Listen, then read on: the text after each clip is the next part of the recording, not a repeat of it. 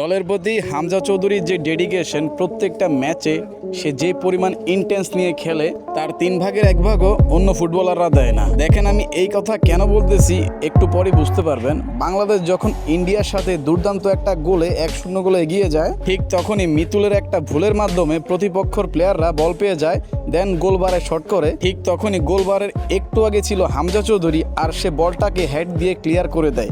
না হলে কিন্তু ওইটা একেবারে ক্লিয়ার গোল ছিল ইন্ডিয়ার, আর তারা কিন্তু 1-1 সমতায় ফিরতে পারতো তখন। যেখানে একটা গোল করার পরে যারা গোল করে আর কি, তাদের কনফিডেন্স প্রত্যেকটা ফুটবলারের মানে শারীরিক ভারসাম্য যে একটা ব্যাপার স্যাপার আছে ফুটে ওঠে। আর আমাদের বাংলাদেশ যখন একটা গোল করে তখনই কি করে ডিফেন্সিভ মুডে চলে যায়, দেন হচ্ছে যে প্লেয়াররা খুবই নার্ভাস থাকে। দেখেন কালকে মিতুলের ব্যাপারটা, মিতুলকে ইন্ডিয়ান একটা ফুটবলার প্রেস করতেছিল, সে কিন্তু প্রেসটা মানে বিট করতে পারে না।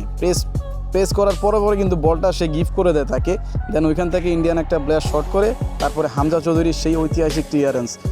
ওই ক্লিয়ারেন্সটা না করলে ভাই বিশ্বাস করেন আমরা বাংলাদেশিরা ম্যাচ জিততে পারতাম না।